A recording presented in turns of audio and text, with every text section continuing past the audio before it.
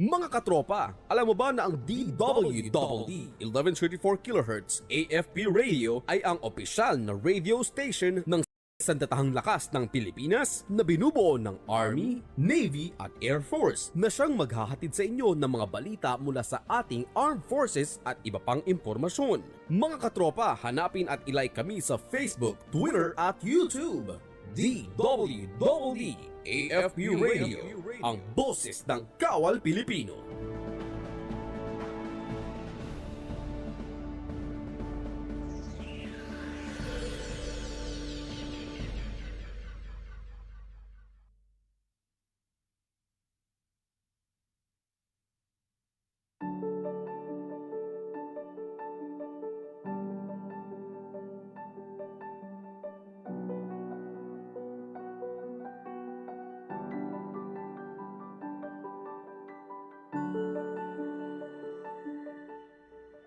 Nag-umpisa ito ng tama, itong gobyerno na to. Sana magtatapos din ito ng tama. Una yon. Pangalawa, ipagpatuloy lang talaga yung mabilis, matapang at may pusong aksyon sa bawat problemang nagaganap o nangyayari sa bansa natin.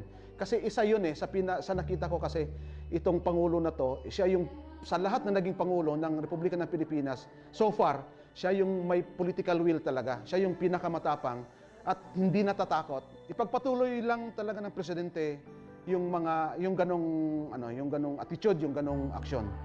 So, yun, siyempre, sana humaba pa of course yung buhay niya.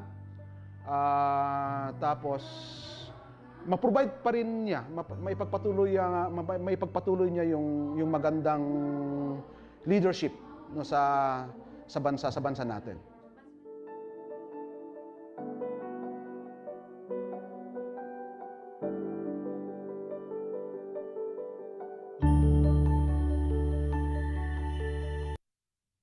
Kayo ay nakatutok sa DWDD AFP Radio. Kami po ay kasapi ng KBP, Kapisanan ng mga Broadcaster ng Pilipinas. Ito ang DWDD 1134 kHz AM. Balita, impormasyon at musika. Ito ang DWDD AFP Radio. Boses ng Kawal Pilipino.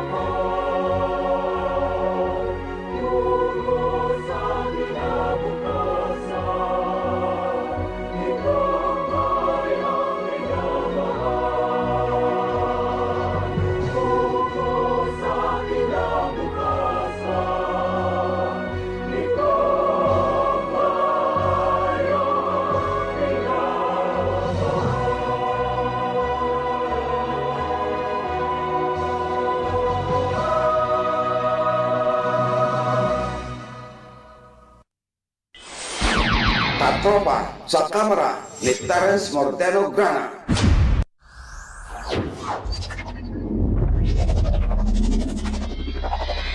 This program is now in session.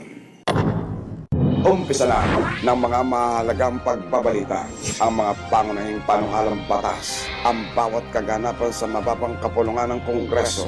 Babantayan at maingat na ipapaliwanag ni Terence Mordeno Grana. Katropa sa Kamara. 3, 2, 1. Katropa sa Kamara ni Terence Mordeno Grana.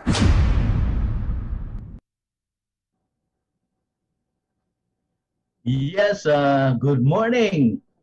Good morning. Bagamat ito ay medyo maulan na umaga, good morning pa rin tayo. Of course, pasalamatan natin na binigyan tayo ng magandang morning ngayon. Good morning Pilipinas. Magandang umaga Luzon. Mayong buntag Visayas at buenos dias Mindanao. Yes, Sabado na naman po at nandito na naman po tayo sa ating pagtatanghal ng ating palatuntunan. Pagsasahin papawid ng ating palatuntunang katropa sa Kamara ni Terence Mordeno Grana. Yes, thank you very much at kayo ay nandiyan, kayo ay umaantaway at nanonood at nakikinig dito sa ating palatuntunan. Yes, sa umagang ito ay special ang ating pagtatangal ng ating palatuntunan sapagkat ito yung Sabado. Sabado bago mag Lunes kung saan ang ating Pangulo ay magbibigay ng State of the Nation address sapagkat magbubukas na naman ang ating 18th Congress, di ba? Ang ating Kongreso magbubukas na naman po sa Lunes. Ito ay hudyat ng third regular session ng 18th Congress. So,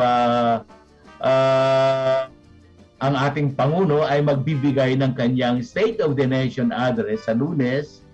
Ito na marahil ang magiging last na State of the Nation address ng ating Pangulo for his term bilang Pangulo ng ating bansa sapagkat yun nga ay he is required to report every year through State of the Nation address so ayan. Pero bago ang lahat mga katropa ay nais ko munang batiin kayo ng magandang umaga. Maganda talaga ang umaga. Kahit maulan, kahit masungit ang panahon, pero ito ay grasya at kaloob pa rin ng ating Panginoon sa atin kung kaya marapat lamang na tayo ay magpasalamat sa Kanya. At sa ating mga maayos na pangangatawan, marapat lamang na tayo ay magpasalamat sa ating Panginoon. Ito ay talagang maayos tayo. Very good ang ating A1 ang ating pangangatawan. So talagang dapat tayo ay magsusumikap ngayon. Umpisa ngayong araw na to, dapat tayo ay magsusumikap na makapagsagawa ng mga atas, mga ninanais ng ating Panginoon sa atin at yung ating araw-araw na responsibilidad sa ating mga buhay-buhay. Okay, so siyempre sa ating pagpapasalamat, dapat pasalamatan din natin ang ating Armed Forces of the Philippines na pinamumunuan ni Lieutenant General Cirilito Subiana, ang ating AFP Chief of Staff. Tapos sa ating CRS AFP, si Brigadier General Manuel Sikitin. Siya ang pinaka-boss namin sa aming command. And then ang ating station manager, of course, at MCAG group commander namin, si Major Roderick Katunggal. Siya ay umaantabay din ngayon at tayo ay minomonitor. Maraming salamat, sir, at ito, binigyan mo kami ng pagkakataon na makapagsasaimpapawid nitong ating palatuntunan. Okay? So, of course, sa lahat ng bumubuo ng production staff nitong ating palatuntunan Katropa sa Kamara, maraming salamat. Okay, so sa aking pagpapasalamat, behind this ay nais kong humiling sa inyo ng pakikiusap ako sa inyo na kung maaari lamang na itong ating palatuntunan Katropa sa Kamara ay inyong i-share itong pinanonood ninyo, i-share ninyo upang medyo lumawak naman ng kaunti ang ating viewership and listenership. Okay? At maaari ding i-share ninyo yung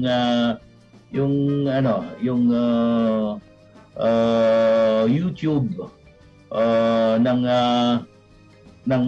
DWDD Katropa Radio. Maaaring i-share din ninyo itong live stream natin.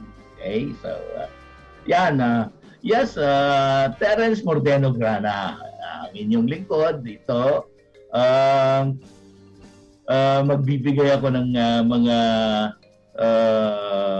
kaganapan sa ating Kongreso ng Pilipinas, partikular na sa ating mababang kapulungan, sa ating Kamara de Representantes, lalo na ngayon na nalalapit na ang pagbubukas ng Kongreso na naman sa Lunes, July 26, 2021 ay sa hapon na iyon ay dito ito yung naka-schedule na pagbibigay ng State of the Nation address ng ating butihing Pangulong Rodrigo Roa Duterte. Ito na yung last na sona ng ating Pangulo sa kanyang term bilang Pangulo ng ating bansa. And we will be expecting a lot of pronouncements, mga statements at of course farewell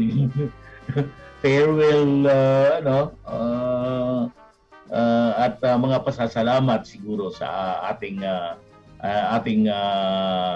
mga nanunungkulan sa ating pamahalaan. So for now,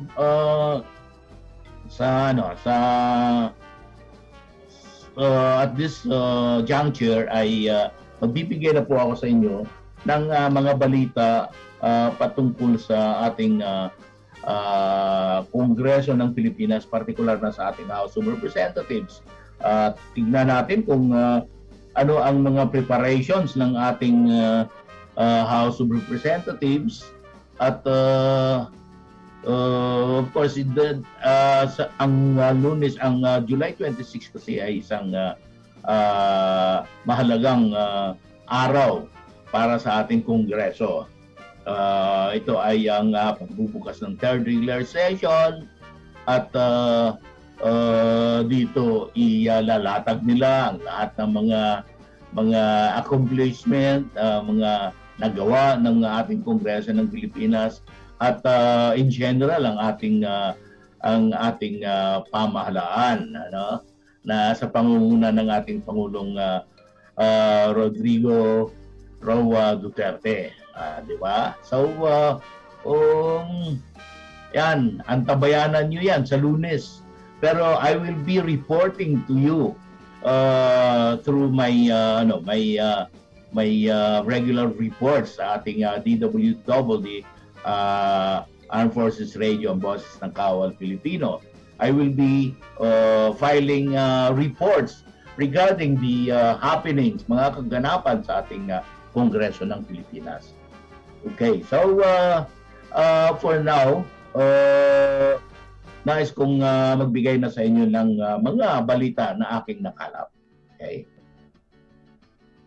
Bago pa idaos ang pinakahuling State of the Nation address ni Pangulong Rodrigo Roa Duterte, inilunsad ng Kamara de Representantes sa opisyal na Facebook page ang isang omnibus video na nagtatampok ng mga tagumpay na lehislasyon at di pangkaraniwang programa sa loob ng nakaraang 5 taon. Sinabi ni Speaker Lord Alan Velasco na siya at ang kanyang mga kapwa mambabatas sa kapulungan ay taas noong pinagmamalaki ang pagiging kaakibat ni Pangulong Duterte sa kanyang pagsisikap na pasimulan ang tunay na pagbabago sa kapakinabangan ng sambayanang Pilipino. So,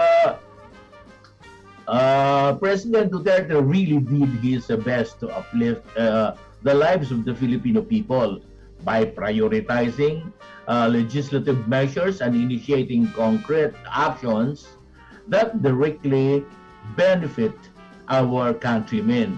Yan ang tinuran ni Speaker Velasco. This video highlights of these of all of those legacy bills and projects, and the people need to be informed of these accomplishments. Yon ang dagdag pa niya, no? Ang omnibus video na pinamagatang Kung Duterte Posible ay nagtatampok sa Pangulo sa kanyang paglagda sa Universal Access to Quality Tertiary Education Act, ang batas na nagbibigay ng libreng tuition sa mga mag-aaral mula sa 112 state universities and colleges sa buong buong bansa, no? Itinampok din sa naturang video ang pamamahagi ng Administrasyong Duterte ng ayudang pinansyal sa mga mahihirap.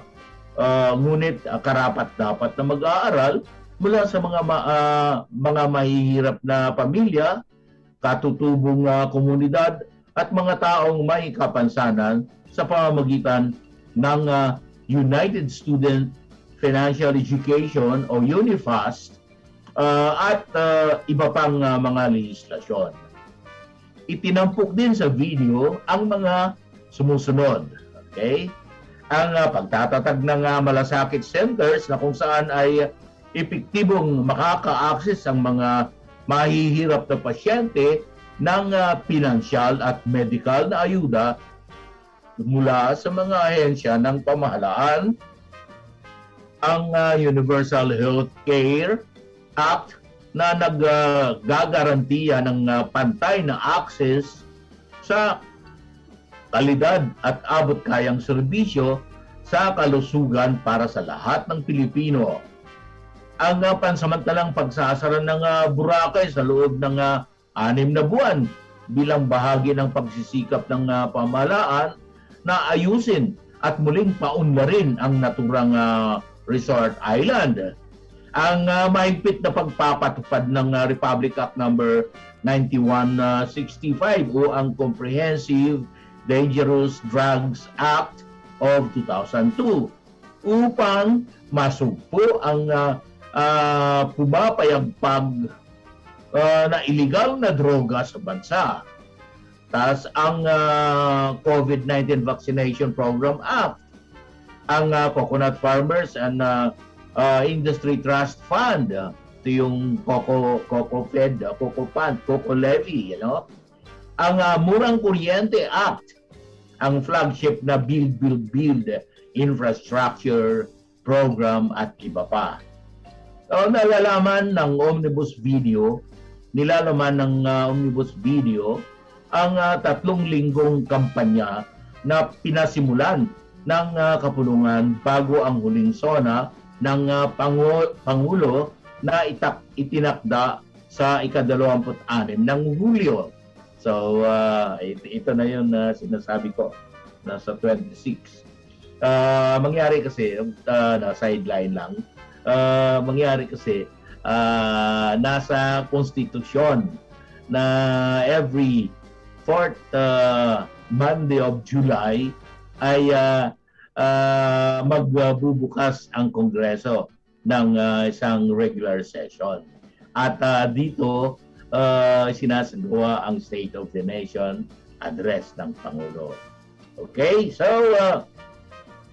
noong ika-5 ng Hulyo, inilunsad ng kapulungan ang serye ng 1.5 video na inihanda ng mahigit sa 200 mambabatas mula sa iba't ibang distrito ng bansa at mga nasa party list sa kampanyang tinawag na sa lahat ng pagbabago, salamat Pangulo.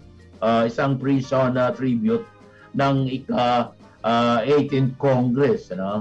Itinampok sa mga naturang video ang mga pangunahing programa, proyekto at mga polisiya na ipinatutupad sa iba't ibang distritong lehislatura at mga sektor pangkaunlaran sa buong kapuluan. Simula nang maupo si Pangulong Duterte bilang presidente ng bansa. Ang microsite ng opisyal na House webpage, congress.gov.ph/SONA 2021 ay inilunsad din bilang imbakan ng lahat ng tribute video at may kaugnayang datos hinggil sa SONA. Naglalaman din ito ng mga nagawa ng kapulungan at mga piling talumpati ng mga mambabatas na nilimbag sa isang aklat na may titulong In the Name of the Filipino People. President Duterte was able to accomplish so many things, including signing into law landmark legislation that we never thought would be possible, as well as high impact programs and critical reforms aimed at improving the quality of life of Filipinos. Ani Velasco. Dinagdag pa niya na all presidencies have their share of critiques, but it would be a shame if we overlook PRRD's meaningful contribution to the country during his term. These videos are meant to remind us all of these major accomplishments.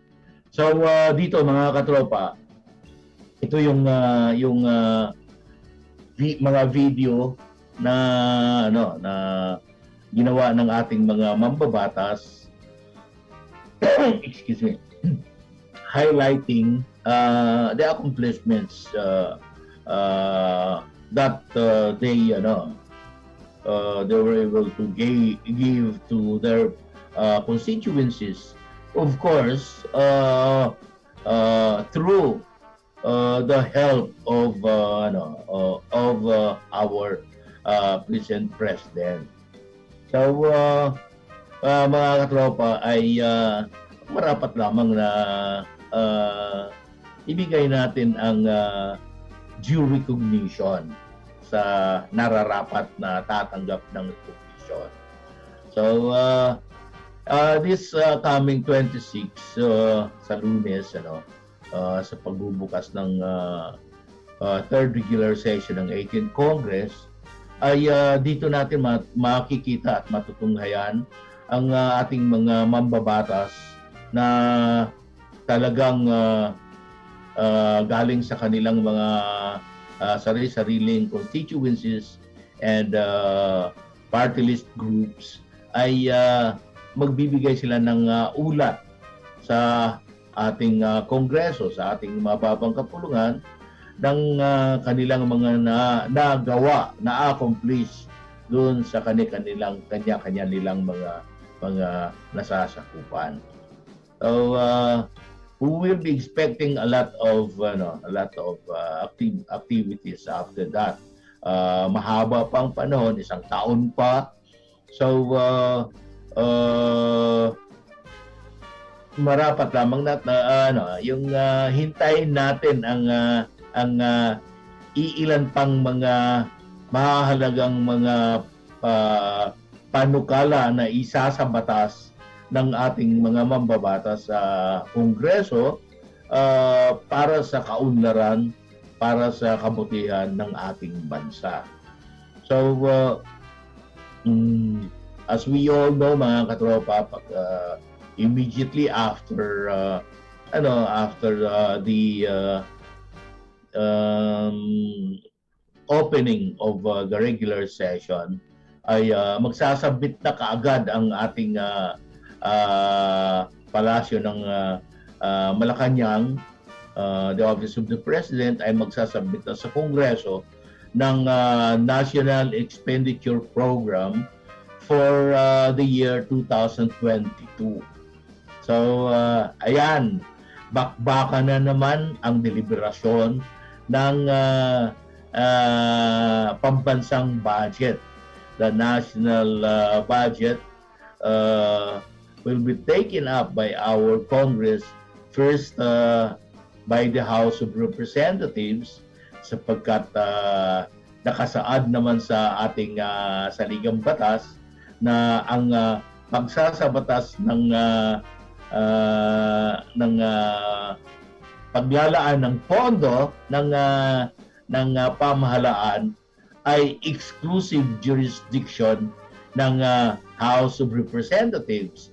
So doon mag-i-initiate sa House of Representatives, mag-uumpisa ang pagtatalakay ng pambansang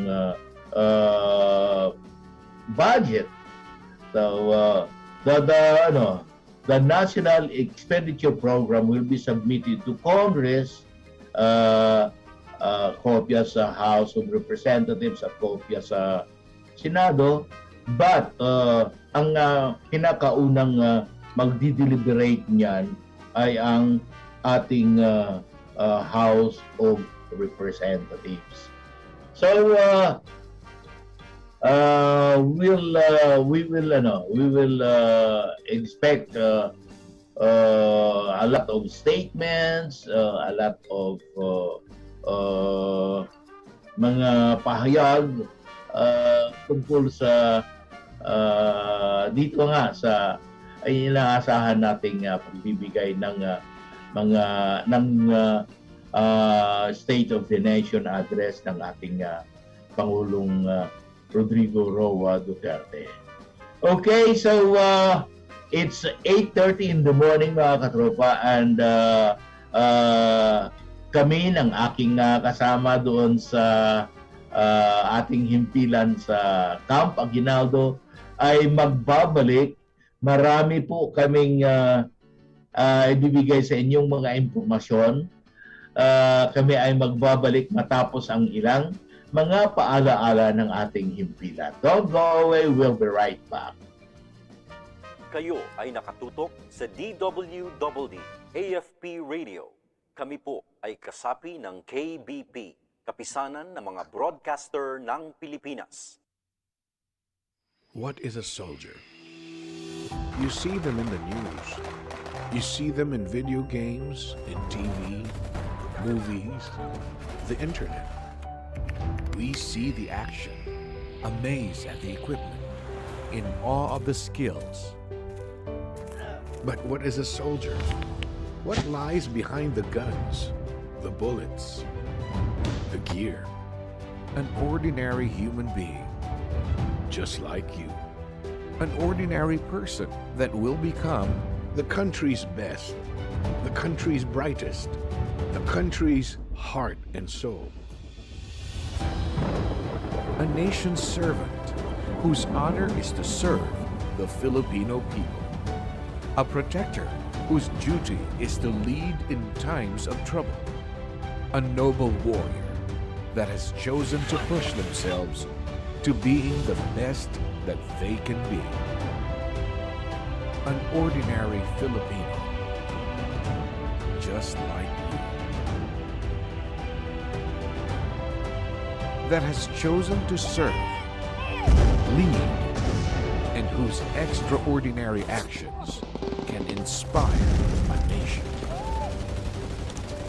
What is a soldier of the Philippine Army? An ordinary Filipino called to do extraordinary things. A human being with heart and soul. A warrior with a noble code. A protector of our freedoms. A Filipino hero. And you could be one too. A soldier of the Philippine Army. Serve, lead, inspire. Find your calling here. Join the Philippine Army today. Serving the people. Securing the land.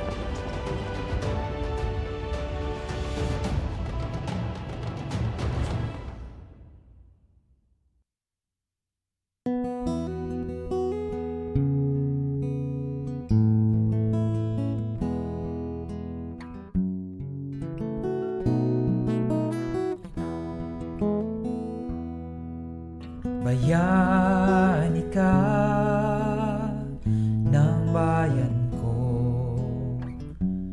buhay mo'y inaalay mo, kaligtasan ko'y pinag-iingatan mo, di mo ako binibiko.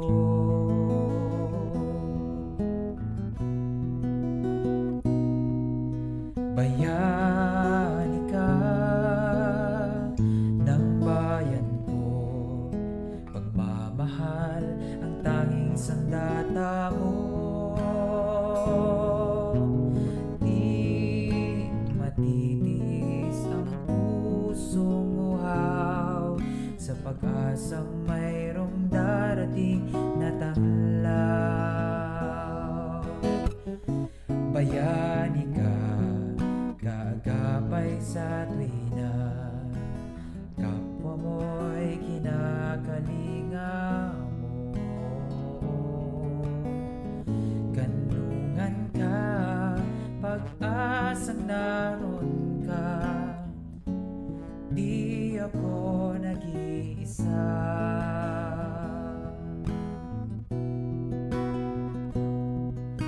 Bayani ka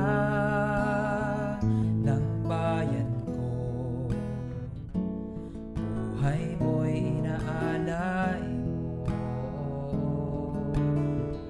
kaligtasan ko'y pinag-iingatan mo, di mo ako binibiko.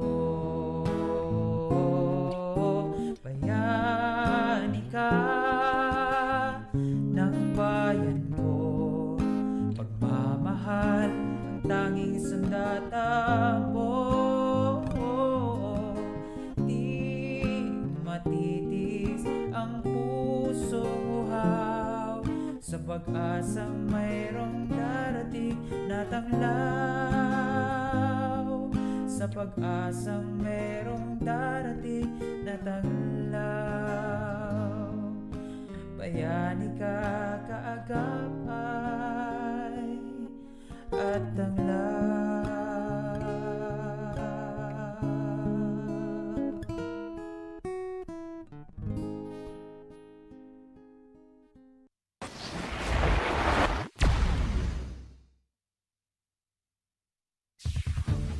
Ito ang DWDD 1134 kHz AM. Balita, impormasyon at musika. Ito ang DWDD AFP Radio. Boses ng Kawal Pilipino.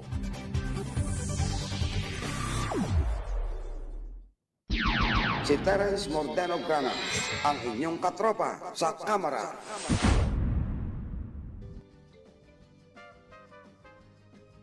Okay. Balik na naman po tayo sa ating pagtatangal ng ating palatuntunan.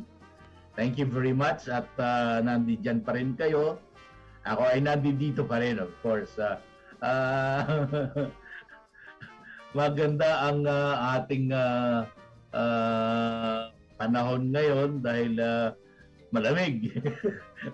Para sa akin, ito yung maganda. Yung extra lamig ay hindi ka papawisan at gusto mong mag-exercise. Anyway, tuloy-tuloy na po tayo sa ating pagtatanghal ng ating palatuntunang Katropa sa Kamara. And nice kong i-acknowledge muna. I-acknowledge yung mga kaibigan, katropa, kasama, mga classmates na kasalukuyang nanonood at nakikinig sa atin sa ating palatuntunan. Si Jay Osegrand, sabi niya, good morning. Maulan na umaga, katropa. Stay safe po sa lahat. Si Regine Basarte Bongo Pagios, good morning. Watching from Tagum City. So may mga Tagum pala tayo, mga taga-Tagum pala tayong tumatangkilik sa ating palatuntunan. Okay, si Nenet Navarro Reyes is watching. Naku, classmate ko to. Iba na talaga mga classmates, Talagang talagang tumatangkilik sa classmate, of course. At sino po ba? Si Nenet, kanina si Jimaima Lusada. Nakita ko rin kanina na nag-monitor sa ating palatuntunan. Of course, ang aking wife ay nandiyan. Talagang nandiyan siya at minomonitor niya ang ating pagtatanghal ng palatuntunan. Okay? So much for that, and tuloy-tuloy na po tayo. Marami po akong mga balita na nakalap sa ating mababang kapulungan, and I would like to share with you. Inuulat ni House Sergeant at Arms, retired Police Major General Mao Aplaska, na ang Kamara de Representantes sa pakikipag-ugnayan sa Armed Forces of the Philippines, AFP, Philippine National Police, PNP, at Presidential Security Group o PSG ay nakapaglatag na ng very stringent protocols upang matiyak ang seguridad ni Pangulong Rodrigo Roa Duterte, mga pinuno ng kapulungan at Senado at mga kinatawan, mga panauhin at kawani na makikibahagi sa ika-6 at huling State of the Nation address ng Pangulo sa ika-26 ng Hulyo 2021. Sa loob ng 2 buwan, sinabi ni Plaska na nakapaglatag na sila ng seguridad at contingency plans para sa araw ng SONA at nakapagsagawa na rin ng mga pagsasanay mula sa pagsusuri sa mga papasok sa Batasan Complex hanggang sa pagdaraos ng kaganapan sa araw ng SONA. Binanggit niya na wala namang anumang banta sa seguridad sa buong paghahanda nila sa SONA. Ayon sa kanya, mahigpit na nakikipag-ugnayan ang kapulungan sa mga intelligence units ng AFP at PNP sa mga plano at tugon sa anumang banta sa seguridad. Ipinahayag din ni Plaska na nagpulong ang SONA Security Committee at kanyang binanggit na ang mga individual na pahihintulutang makapasok sa loob ng batasan ay excuse me, kinakailangan nakalista sa opisyal na talaan ng mga dadalo. Mahigpit din na ipatutupad ang polisiya ng no ID, no entry. Lahat ng mga panauhin at mga staff ay kailangang magpakita ng kanilang mga SONA ID. So, merong SONA ID mga katropa. Hindi ka pwedeng pumasok sa Batasan Complex kung wala ka niyan. Ano? At car passes na inisyo ng kapulungan upang mapahintulutan na makapasok sa Batasan Complex at bulwagan ng kapulungan. Idinagdag pa niya na magpapatupad ng ganap na lockdown ang Legislative Security Bureau o LSB simula ika-23 hanggang ika-25 ng Hulyo. So kahapon, nag-start na ang lockdown, mga katropa. So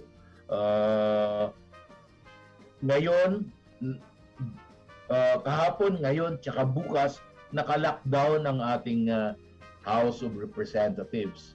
Walang pwedeng pumasok o pahintulutang pumasok na walang authority to access to get in the building.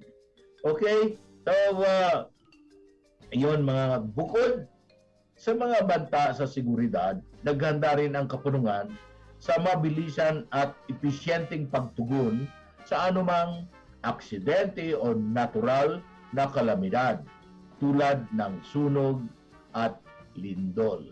So, with this news item na aking ini-report, mga katropa, talagang mai-imagine natin na talagang ang preparation ng ating House of Representatives. In this case, sa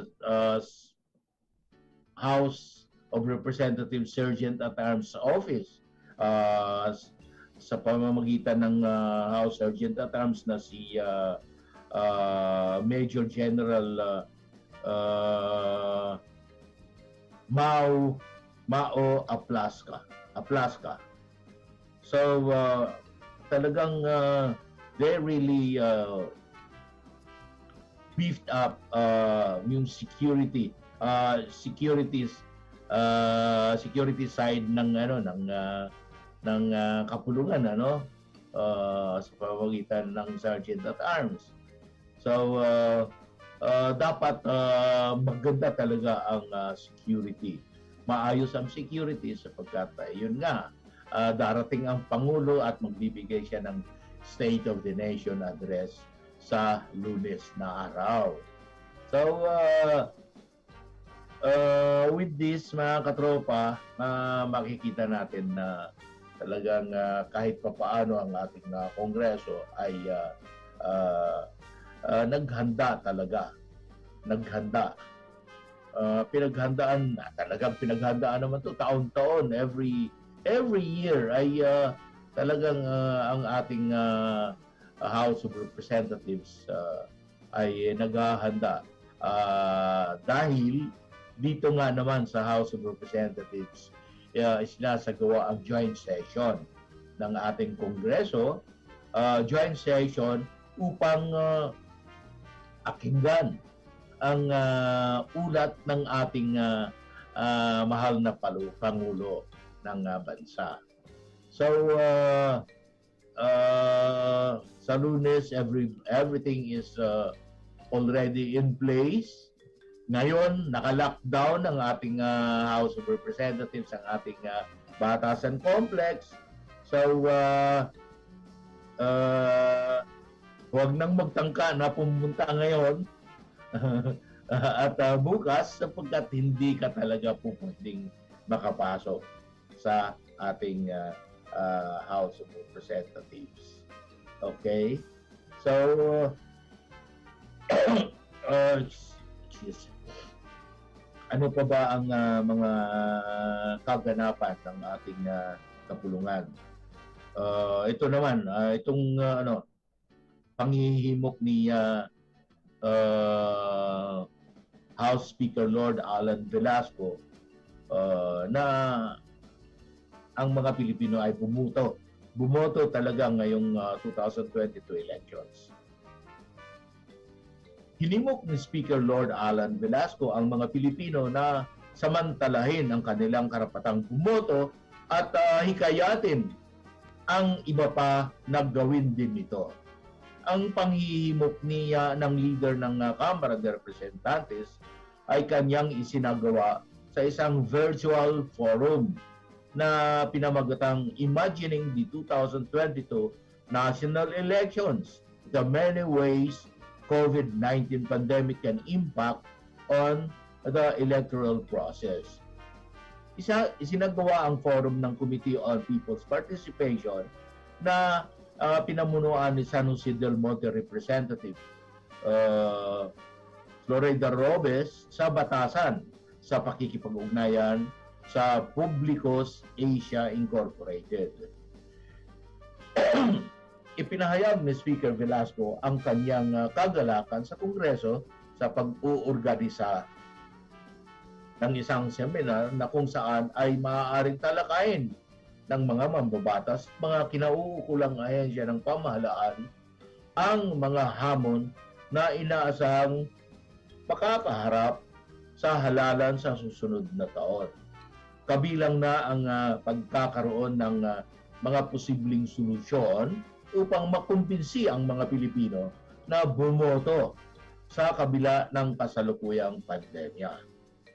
Layo ng nasabing forum na maglaan ng isang lugar upang higit na maunawaan ng publiko ang mga limitasyon na ipinataw ng krisis na pangkalusugan sa pakikilahok nila sa proseso ng halalan.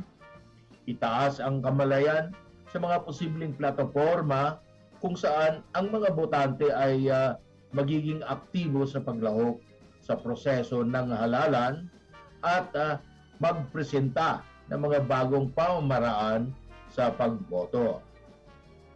Sa kanyang pambungad na salita, binigyang diin ni Robes na ang committee ay hopeful that somehow through this activity, the critical information on public participation in the electoral process during this unique circumstance would be properly communicated to contribute in one way or another in creating a better informed, more motivated citizenry and ultimately a more responsive, transparent, and accountable government.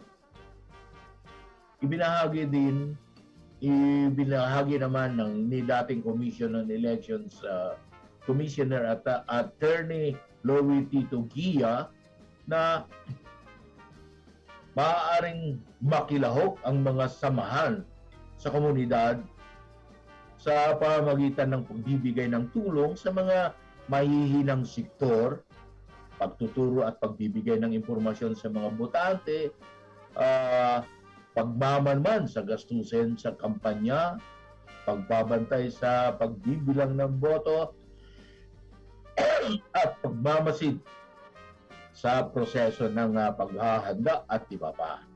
Samantala, tinalakay ni Professor Maria Lourdes Tiquia, nagtatag at CEO ng Publicos Asia Incorporated, ang kasalukuyang paglipat sa pamaraang digital na dapat isaalang-alang sa mga paparating na kampanya at halalan.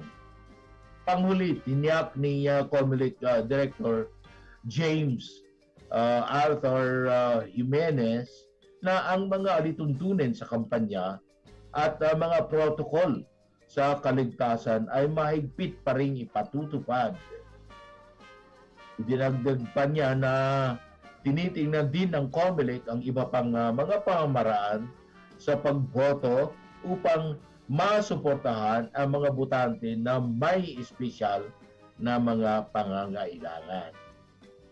So, talagang ang ating House of Representatives ay aside from this preparation that they made for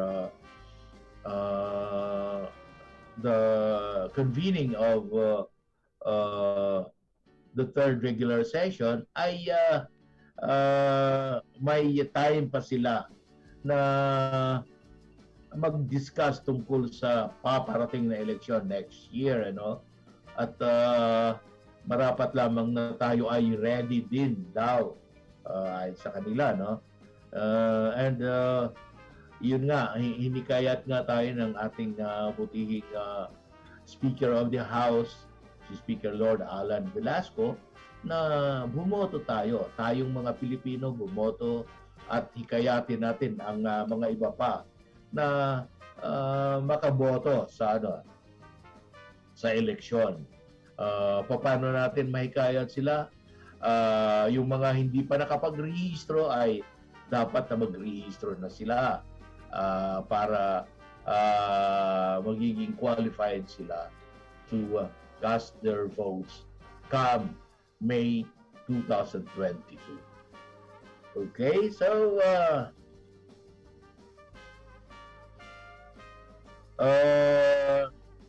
si House Speaker Lord Alan Velasco ay nagpasalamat din sa ating pulisya yung naiambag ng ating mga pulis sa COVID-19. Pinapurihan ni Speaker Velasco. Ito yung mga balita ko. Pinuri ni House Speaker Lord Alan Velasco ang mga miyembro ng Pambansang Pulisya o PNP sa kanilang mga naiambag laban sa COVID-19. Matapos siyang dumalo sa pagdiriwang ng ika-26 na Police Community Relations Month na may temang pulisya at pamayanan, barangayanihan sa hamon ng pandemya at laban sa krimen. Sa kanyang mensahe sa ginanap na programa sa hulong tanggapan ng PNP National Capital Region Police Office o CRPO, kinilala ni Velasco ang papel na ginampanan ng pambansang pulisya na tiyakin ang kaligtasan ng mga komunidad sa panahon ng pandemya. Nagpapasalamat siya sa malaking ambag ng ating mga pulis upang mapanatili ang kapayapaan at kaayusan sa ating bansa. At batid daw niya na lalong tumindi ang trabaho ng ating mga pulis dahil sa umiiral na pandemya. I thank the police for their huge contribution in ensuring peace and order in the country. I know that their job has become even harder because of the ongoing pandemic. Dagdag pa ni Velasco na sumasaludo rin siya sa ating mga uniformadong kawani na nagdaan at nagsakripisyo ng kanilang buhay, naglaan at nagsakripisyo ng kanilang mga buhay, kalusugan at kaligtasan upang ang mas malaking bahagi ng ating lipunan ay maging mas ligtas sa umiiral na sakit. I also salute our uniformed personnel who have offered and sacrificed their lives, health, and safety so that a greater part of the society would remain safe from the disease. Binigyan din ng leader ng Kamara ang kahalagahan ng pulisya at mga lokal na komunidad na magkaakibat na nagtatrabaho upang matyak ang kapayapaan at kaayusan at ang pagtugon sa kriminalidad.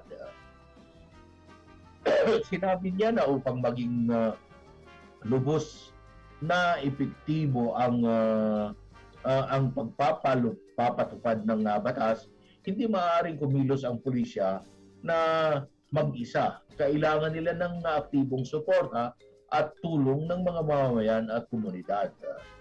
Kailangan natin ang kooperasyon ng ating mamamayan upang lalong mapagbuti ang pagmamatyag laban sa krimen, iligal na droga at terorismo.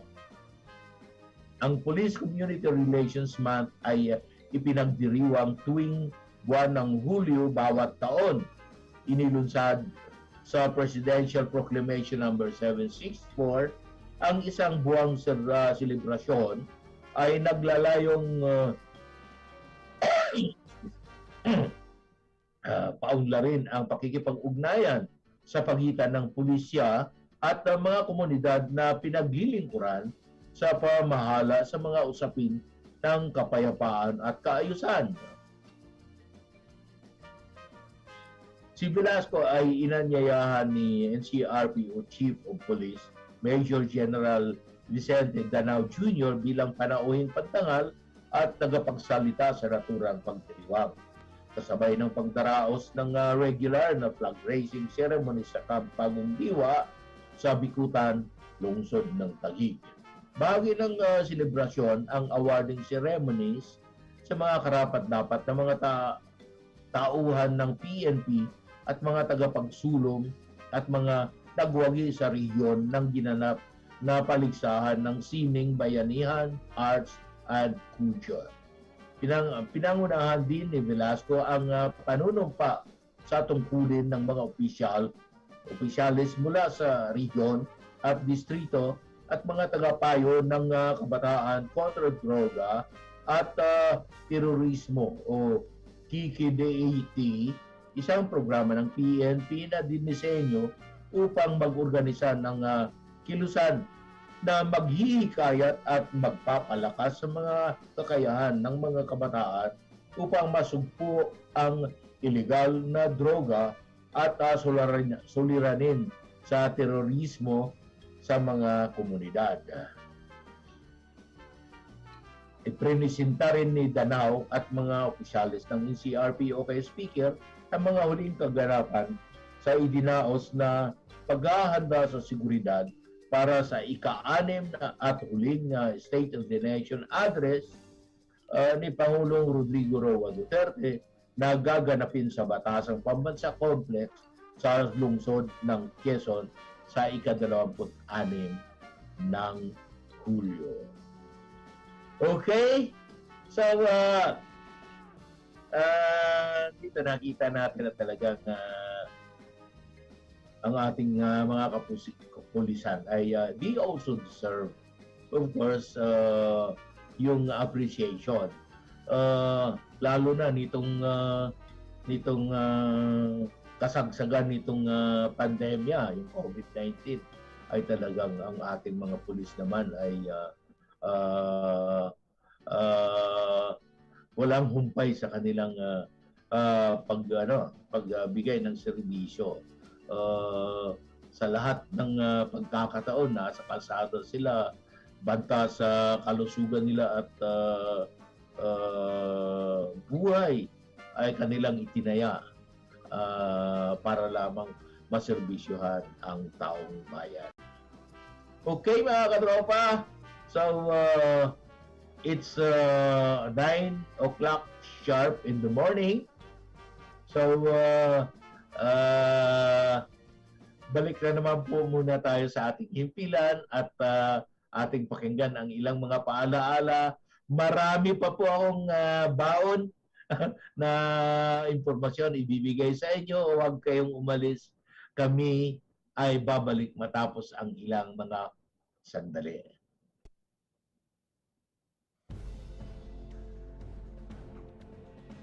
Mga katropa, alam mo ba na ang DWDD 1134 kHz AFP radio ay ang opisyal na radio station ng sandatahang lakas ng Pilipinas na binubuo ng Army, Navy at Air Force na siyang maghahatid sa inyo ng mga balita mula sa ating Armed Forces at iba pang impormasyon. Mga katropa, hanapin at ilike kami sa Facebook, Twitter at YouTube.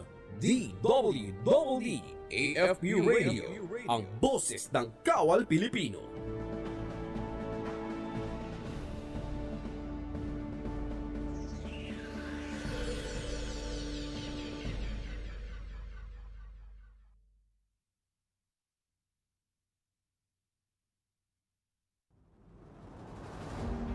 Alamin ang sinapit ni Rachel, dating minor de edad na na-recruit sa armadong kilusan ng teroristang New People's Army.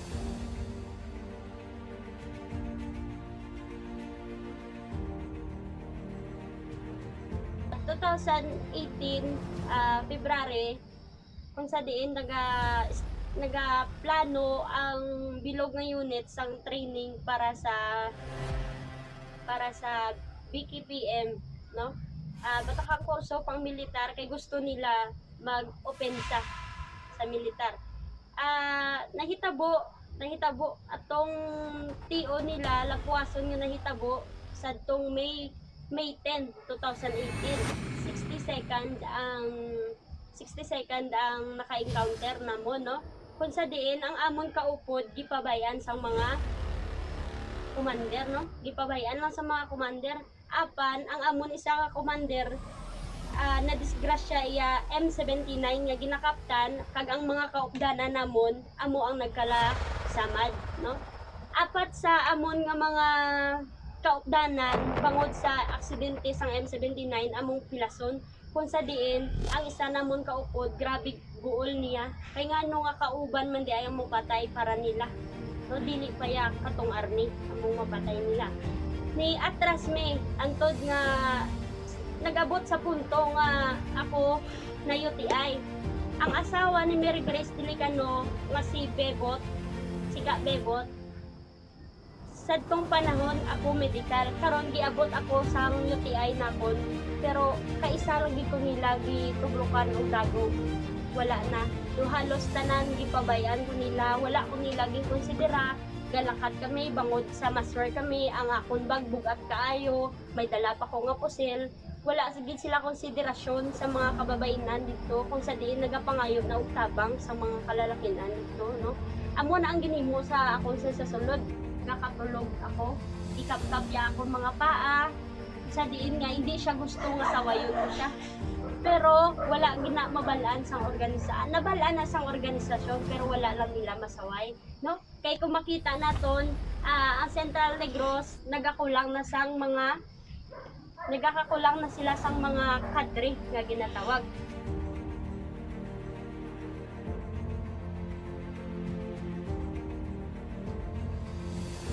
Sana'y maging aral at babala sa ating lahat ang naging pagdurusa ni Rachel sa loob ng kilusang New People's Army. Sa ating mga kabataan, huwag magpalinlang sa mga teroristang NPA. Walang mabuting maidudulot ang pagsapi sa isang teroristang grupo. Kayo ay nakatutok sa DWDD AFP Radio. Kami po ay kasapi ng KBP, kapisanan ng mga broadcaster ng Pilipinas. Ito ang DWDD 1134 kHz AM.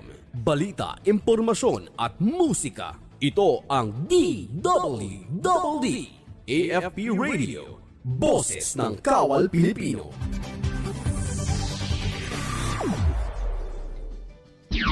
Si Terence Mordeno Grana, ang inyong katropa sa kamera.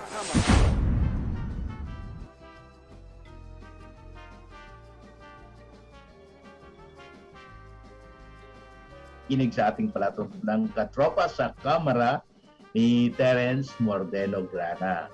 Okay, so ito na naman po tayo at marami pa po akong impormasyon hinggil sa mga preparasyon sa ating batasan complex in relation to in preparation for the yung convening of the 18th third regular session of the 18th Congress. Okay, so Dito naman sa pagbubukas ng third regular session ay magbibigay ng panghuling ulat ang ating Pangulo. So he will be giving the State of the Nation address, his last in his term as the President of the Republic. Okay? Ano pa ba ang mga preparasyon sa ating House of Representatives, sa ating Batasan Complex? Ito, mga katropa.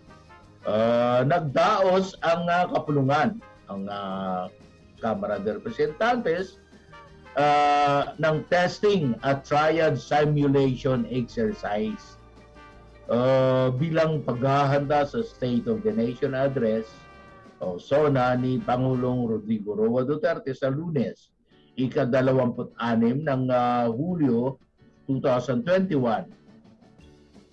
Nagbigay ng isang maikling pambungad na mensahe si Secretary General, House Secretary General Mark Leandro Mendoza, at pinangunahan naman ni Attorney Grace Andres, Deputy Secretary General ng Interparliamentary and Public Affairs Department, ang idinaos na briefing sa South Wing Annex na sinundan ng walk-through sa mga waiting rooms at isolation area ng mga gusali para sa mga panauhin.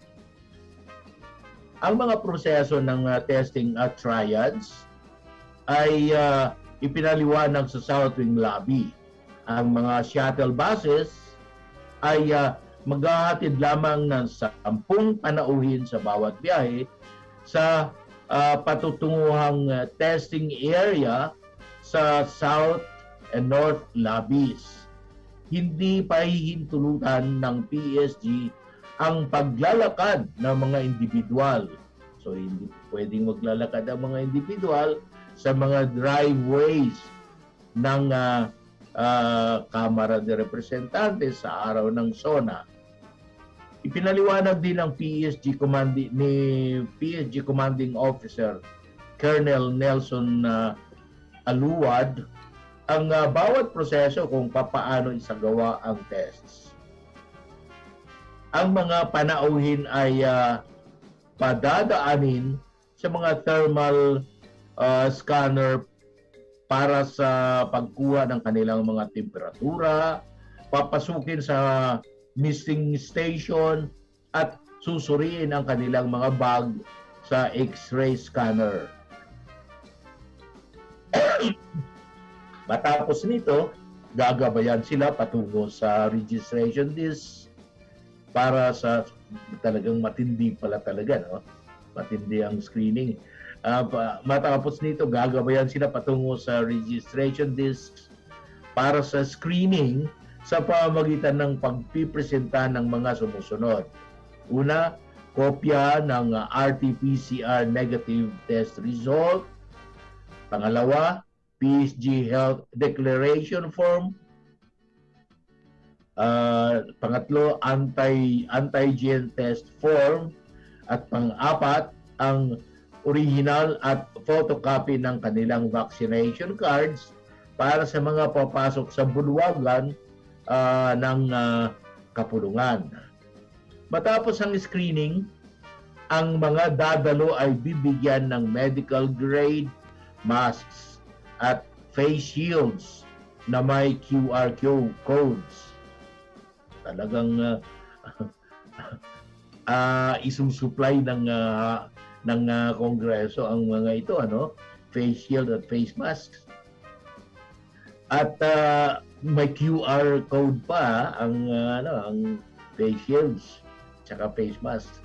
At patutunguhin sa mga swabbing station para sa kanilang antigen testing at maghihintay ng resulta sa mga itinalagang lugar. Pamahagi naman ng access cards para sa mga papasok sa bulwagan at ang mga magpupositibo naman sa antigen tests ay dadalhin sa Rosario Maclang Bautista General Hospital na nasa May Batasan Road, lungsod ng Quezon, at o di kaya ay sa Diliman Doctors Hospital na nasa Commonwealth Avenue. O papayuhan na umuwi na lamang. Iginiit ni Colonel Alaud na ang mga dadalo ay dapat na kumpletuhin ang lahat ng rekisitos bago pumasok sa Batasan Complex upang maiwasan ang pagkaantala sa pagpapa-antigen tests. Pinaalalahanan din niya ang lahat na kapag nasa loob na ng sanitized area o bubble buildings ay dapat na manatili na lamang sa mga naturang lugar. Ang mga tinukoy na bubble areas ay ang South Wing Annex, Main Building, at ang Ramon V. Metra Building. Dumalo rin sa nasabing exercise sina Sergeant at retired Police Major General Mao Aplasca at mga kinatawan mula sa Presidential Security Group, OSA Senate, MARO, OP, SRIP Medical and Dental Service, Engineering and Physical Facilities Department at Legislative Security Bureau. So, yan mga katropa, ang paghahanda ng ating Batasan Complex, di ba? So, marapat lamang na sundin ng ating mga nais na pumasok sa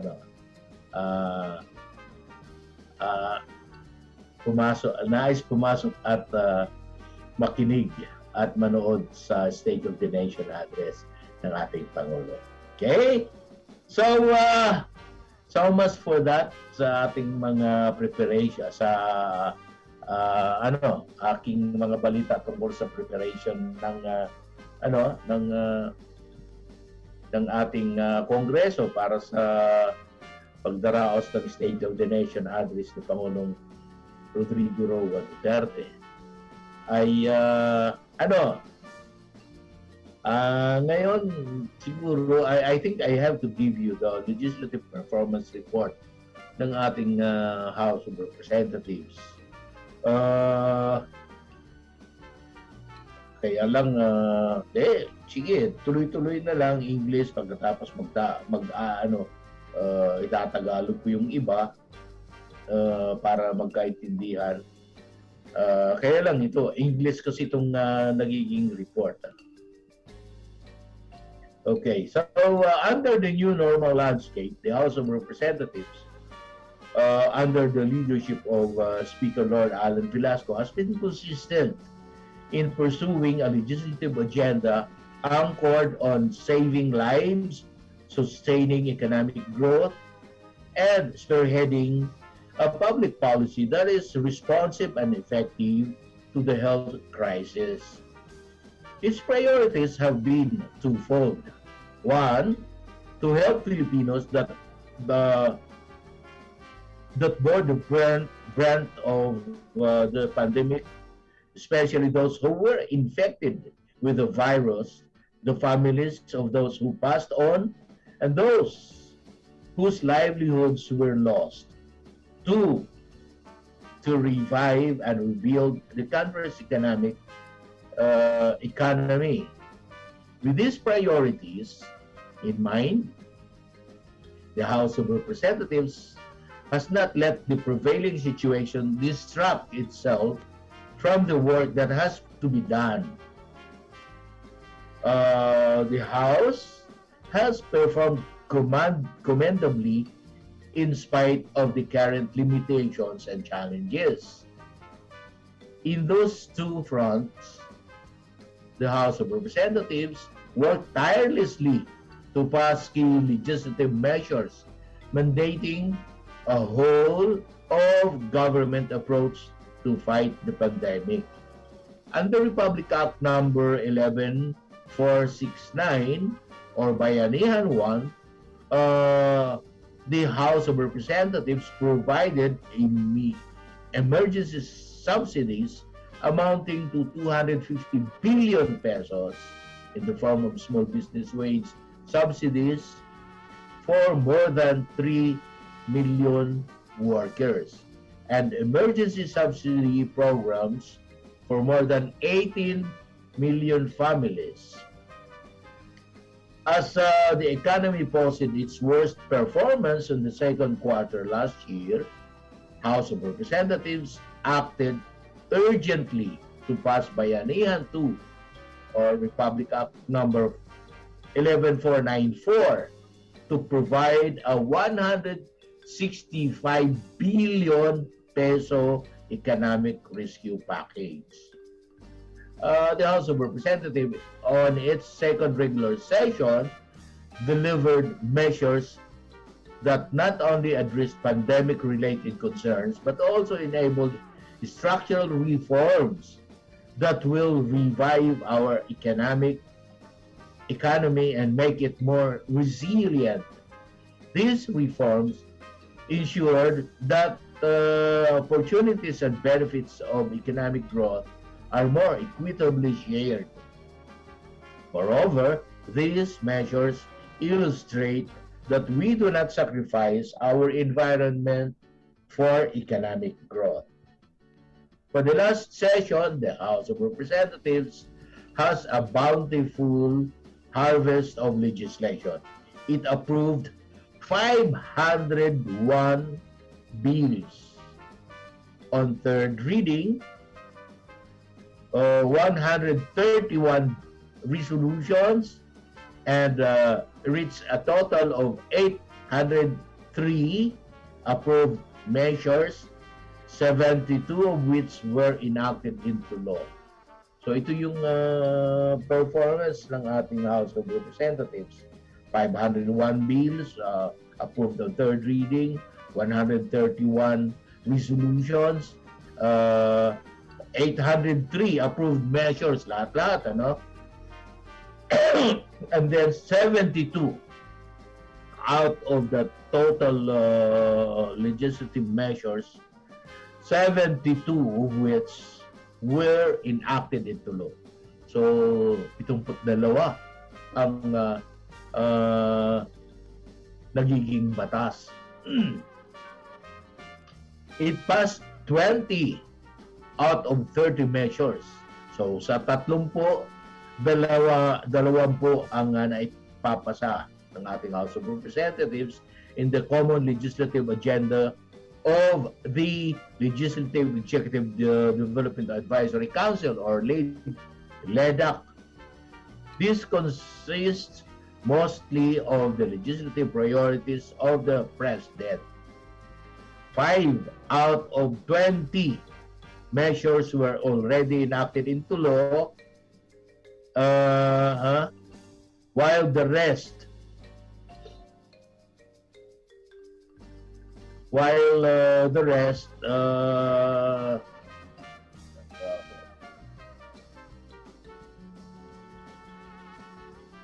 were transmitted to the Senate for its corresponding action.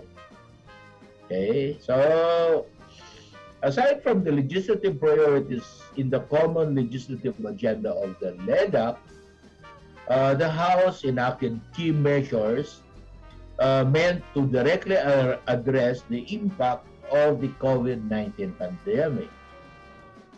Its first order of business was to make funds available for COVID-19 response initiative and to provide safeguards to ensure its proper utilization. The timely passage of Republic Act 11518 or the 2021 General Appropriations Act was meant to reset our momentum, rebound from the pandemic, and recover from the crisis. A prudent utilization of available resources authorized under various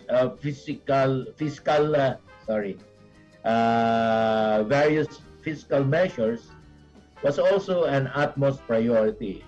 As such, the House pushed for the extension of the availability of funds appropriated through Bayanihan 2 or Republic Act number 11519 until June 30, 2021, and the 4.1 trillion pesos 2020 General Appropriations Act, Republic Act number 11520, until December 31, 2021. With these extensions, the government can continue to spend on key expenditure items such as infrastructure projects that can help accelerate economic recovery. Financing our stimulus measures was indeed a challenge. Hence, the national budget needed to be complemented by the economic measures that can help absorb the large financial shock. First is the corporate recovery and tax incentive for enterprises, or CREATE law, Republic Act number 11534. CREATE is the largest stimulus package for the enterprises and the country's history, as it provides them with hefty corporate income tax cuts. CREATE is expected to provide more than 1 trillion worth of tax relief over the next 10 years. Second, the Financial Institution Strategic Transfer, FIST law, or Republic Act number 11523, allows banks to free up much needed liquidity for lending to the productive sectors of our economy that are crucial to our recovery. This reform is critical in keeping our banks strong and ready to finance productive economy activities. The House of Representatives likewise passed a primordial measure geared towards economic recovery and expansion. Resolution of both houses number 2 poses for amendment to economic provisions of the 1987 Philippine Constitution to offer flexibility in foreign ownership rules of certain sectors and industries that would facilitate foreign direct investments, which could offer employment and choices to Filipinos. The House also continued to address the health and safety needs of our people amidst the pandemic. Despite supply challenges worldwide, the House fully supported the complete rollout of our vaccination program. With the COVID-19 Vaccination Program Act of 2021 in place, the procurement of COVID-19 vaccines and the establishment of a 500 million indemnity fund was expedited. To ensure that the country has a cadre of frontliners to answer to the medical concerns of our people, not only during the pandemic, but in normal times, the House of Representatives established the Medical Scholarship and Return Service Program for deserving students through the Doktor Para sa Bayan Act, Republic Act number 11509. So, ito, ipinasa din nito ng ating Kongreso.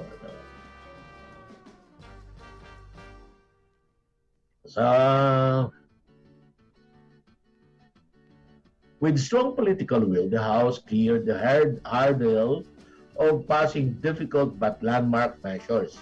The Coco Levy Fund, Coconut Farmers and Industry Trust Fund, is the most practicable source of fund that could address the economic difficulties of coconut farmers, especially during this time of pandemic.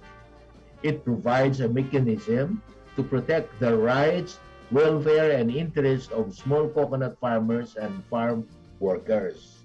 Another measure is the amendment of the 2001 Anti-Money Laundering Law. With this law, the Philippines institutionalized a stronger legal framework to address gaps in money laundering and counter-terrorism financing. To continue the accord priority attention to COVID-19 related concerns, House of Representatives approved the following House bills, among others, on third reading. So ito yung mga in-approve sa third reading pending action by the Senate. Instituting the Medical Reserve Corps, promoting the use of digital payments for financial transactions of the government and all merchants, providing income tax relief to medical frontliners for taxable year 2020, and to promote an environment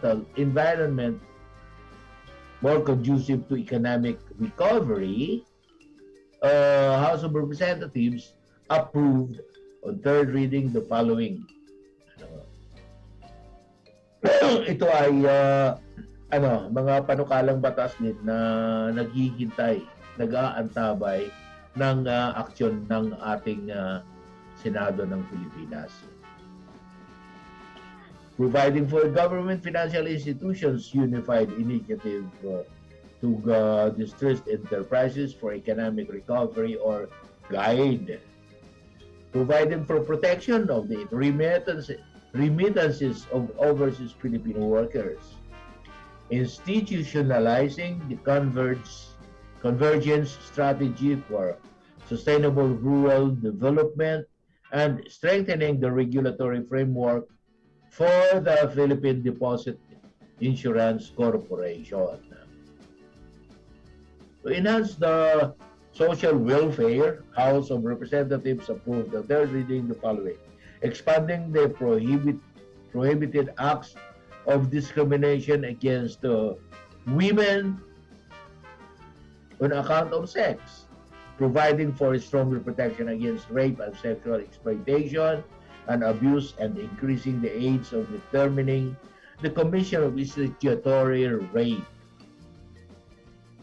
Establishing greater responsibility and accountability from private employment agencies.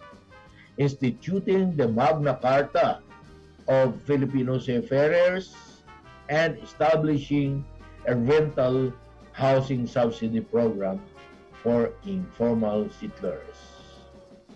Okay, so with this mga katropa, marami pa itong ito pa.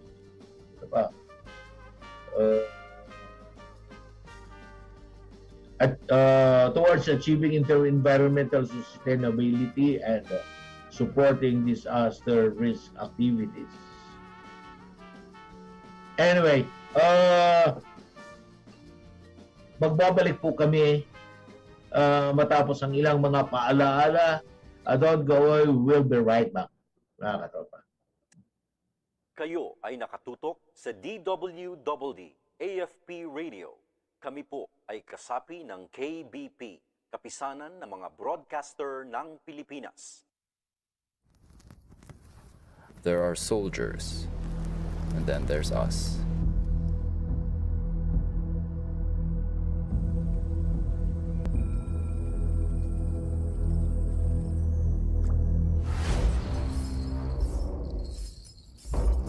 Buluman in position, over. Buluman. 5 kalaban, 2 hostage positive. Sa akin na yung guardia nila, over. At may command, in 3, 2, 1, execute.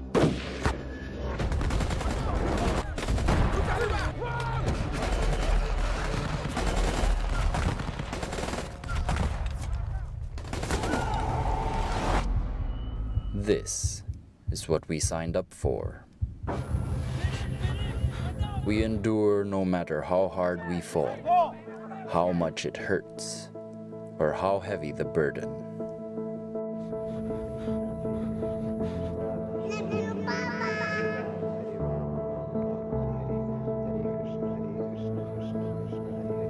We push ourselves far beyond what anyone thought humanly possible. We are never out of the fight.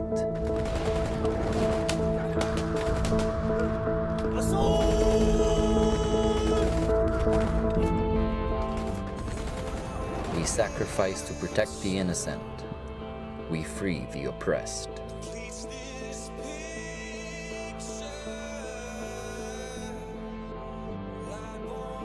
We don't fight for fame or fortune. We fight because it is our service, the proud tradition we are bound to uphold.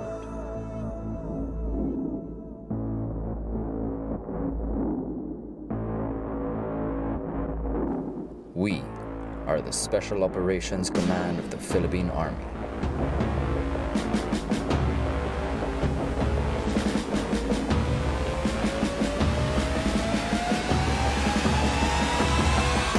Home of the noble warriors.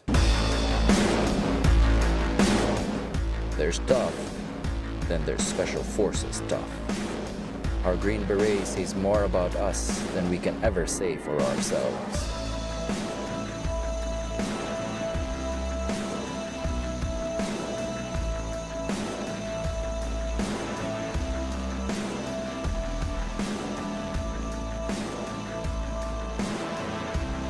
We have a specific set of skills that allow us to infiltrate enemy lines via air, land, or sea.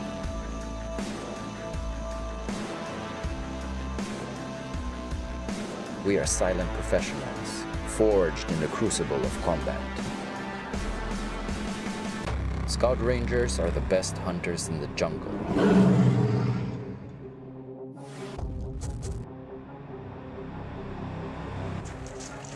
We are pure fighters, with unparalleled skill in guerrilla warfare. We strike hard, we strike fast. Target down. Dito na kami. Over. Kopya mo sa Juan. Fire in the hole.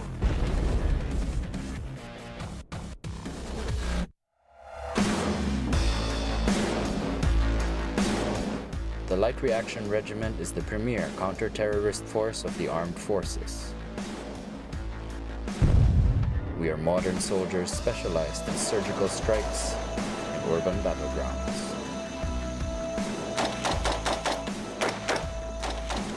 Sector clear. Tiradores. Move.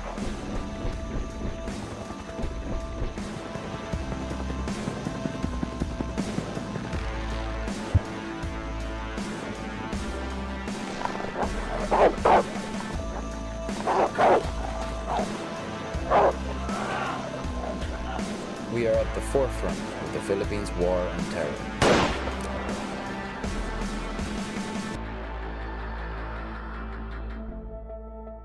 Hostage secure. I say again. Hostage secure.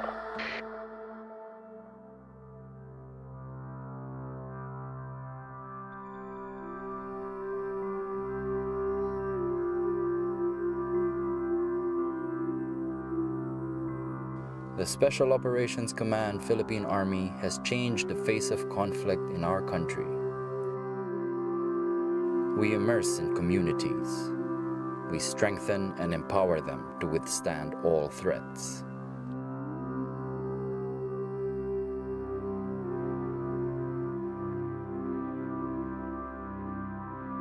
This is what we were trained to do. We were bred to accomplish.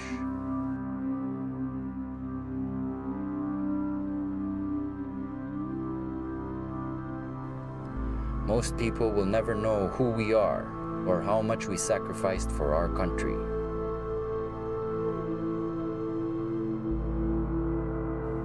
Yet in our hearts, we are proud to be your noble warriors.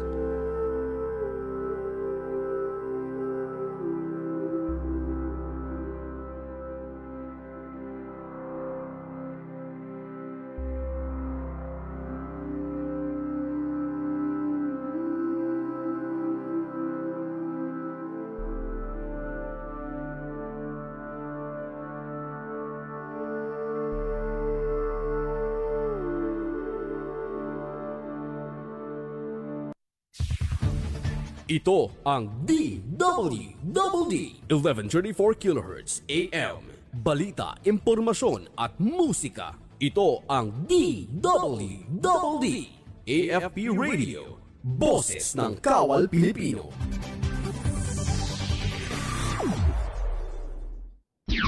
Si Terence Mordeno Grana, ang inyong katropa sa kamara. Okay. Okay mga katropa, sa ating pagbabalik, kayo po ay nakikinig, nanonood sa ating palatuntunang Katropa sa Kamara ni Terence Mordeno Grana. Dito naman, eksklusibo sa ating himpilang DWDD, Armed Forces Radio, ang boses ng Kawal Pilipino. And of course, kayo po ay nanonood sa ating Facebook Live, sa aking timeline ni Terence Mordeno Grana. Okay? So, tuloy-tuloy na po tayo. At this point ay nais ko nang ibigay sa inyo ang mga nakalaang schedule ng committee meetings sa susunod na linggo.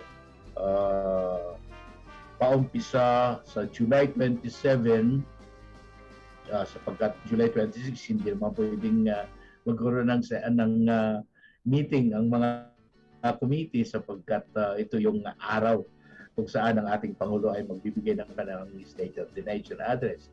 At sa umaga naman ang ating House of Representatives ay mag-i-start ng kanilang first session for the third regular session ng ating 18th Congress. Okay, so ang mga meetings ay committee meetings ng ating House of Representatives ay sa 27 at saka sa 29. Ano-ano ang mga ito?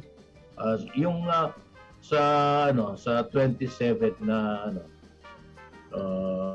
July 27 na meeting ay kinansila yung revision of laws, Committee on Revision of Laws kinansil sapagkat may kadahilanan,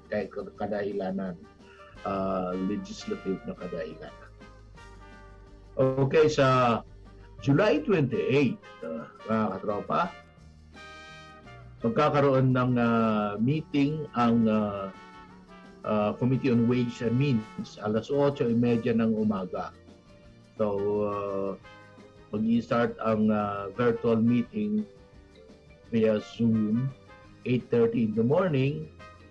Ito ay ang chairman dito ay si Albay Representative Joey Salceda. Siya ang chairman ng House Committee on Ways and Means. At ang kanilang tatalakayin ay yung anukalang batas na magpapatatag ng Legal Education Board. So, ito yung House Bill number 2836, strengthening the Legal Education Board. Yung Legal Education Board naman kasi ay merong taxation provision o kaya't dadaan sa Committee on Ways and Means for their perusal. And then yung strengthening and codifying alternative child care laws, reorganizing for this purpose inter-country adoption board into the National Authority for Child Care and providing funds therefore. So, itong tungkol sa inter-country adoption. So, magtatatag ng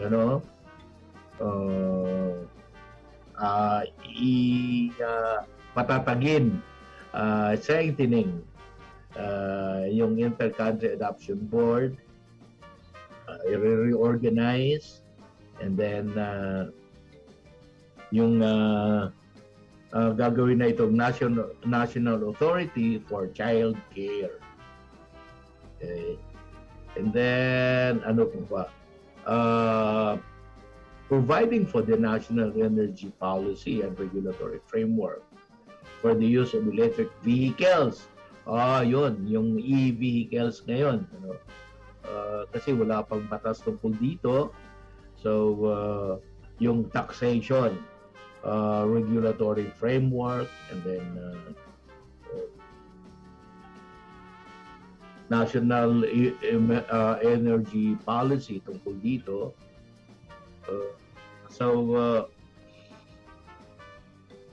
Framework for the use of electronic vehicles and the development of the electric vehicles industry. So, dito, ito yung futuristic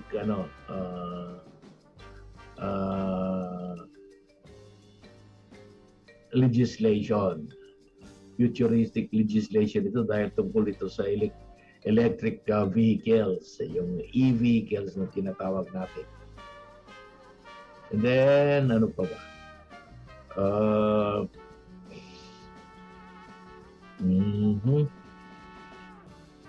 Strengthening and the competitiveness of the Philippine motor vehicle manufacturing industry. Ganon din sa motor vehicle ito. Providing for the promotion of audiovisual tourism. Creating the Film Philippines Office. Film Philippines Office. So, ito yung kinalakay yata nung kamakalawa doon sa committee ni Pangasinan Representative Christopher de Venecia. Yung pagtatatag nga ng Film Philippines Office, merong taxation provision dito, kaya dadaan ito sa Committee on Ways and Means. Okay, so yun ang mga tatalakayan sa Committee on Ways and Means na ang kanilang meeting ay gaganapin sa July 28. So sa July 29 naman ay magkakaroon ng meeting ang sa Committee on Senior Citizens at ang kanilang meeting ay mag-uumpisa alas 9 ng umaga. Kanilang tatalakayin yung investigasyon into the alleged anomalous and illegal delay or lack of disbursement of the Social Pension Fund to senior citizen. Yung Social Pension Fund na medyo naaantala, yung iba ay kawalan, lack of disbursement, illegal delay ng Social Pension Fund para sa ating mga senior citizens. Dito rin isa sa tatalakayin nila yung investigasyon nga, yung validation ng screening of senior citizen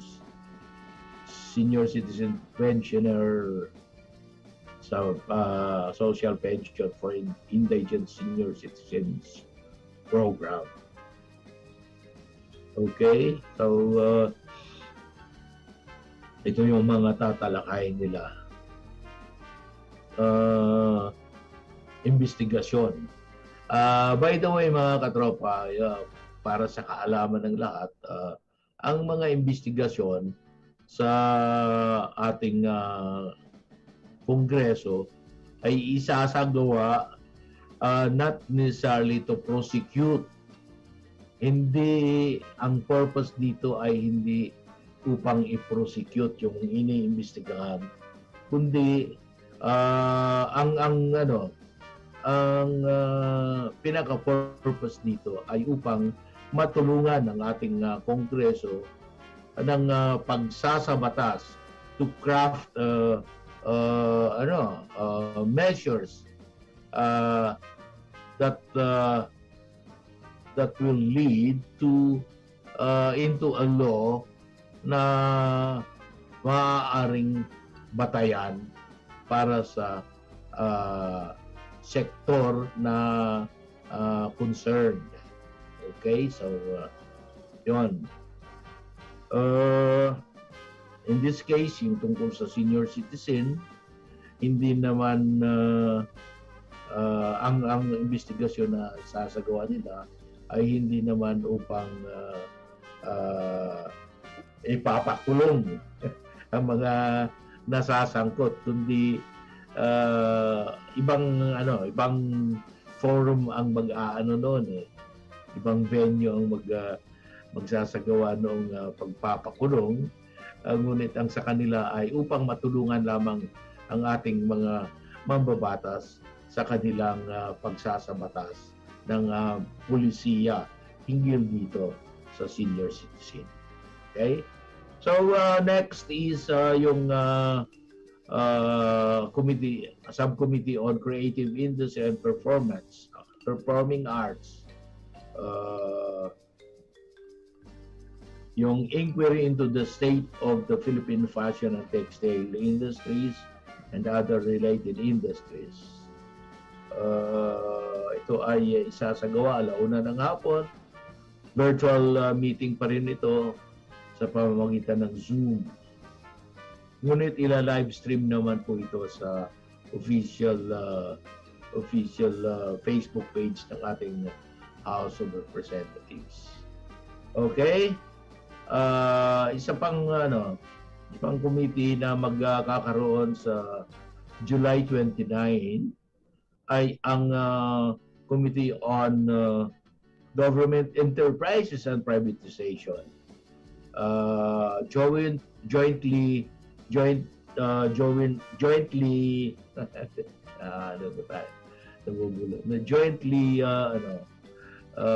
they will jointly meet with the Public Information Committee. Ang pag-uusapan nila yung pag-i-establish o pagtatatag ng isang independent broadcast system sa ating bansa. Independent broadcast system. And then, ang isa pa ay yung establishing the People's Broadcasting Corporation, abolishing the Philippine People's Television Network Incorporated. So, ang gagawin dito, People's Broadcasting Corporation na. Pagka matuloy ito, i-abolish na ang People's Television Network Incorporated at papalitan ito ng People's Broadcasting Corporation. Okay, siya nga pala, ang alam nyo mga katropa, ang sa United Kingdom, Great Britain, ang kanilang British Broadcasting Corporation, ito yung pinakamalaking broadcasting corporation at isa sa pinakamalaki sa mundo, at successful na media network. Ito ay pag-aari ng pamahalaan ng Great Britain. So doon sa kanila talagang suportado ng pamahalaan ang pagtatatag ng mga ganyang mga media networks. Pero dito sa atin, medyo gewang-gewang, hindi naman sa ang mga media networks dito na pag-aari ng pamahalaan, kagaya nitong People's Television Network, medyo may pagkukulang yung iba. Okay, time check. It's 9:40 51 and mga katropa, pagka ganitong oras ni Peligro, wala na. Ubus na naman ang ating 2 oras na pagtatanghal ng ating palatuntunan. So, at this point ako ay magpapasalamat na lamang. Maraming salamat po sa inyong lahat at kami ay pinahintulutan ninyong pumasok sa inyong mga tahanan sa pamamagitan nitong ating palatuntunang katropa sa Kamara ni Terence, Mordeno, Grana. Daghang salamat usab sa atong mga kahigalaang naminaw kanato karong takna. Ito po lang inyong lingkod.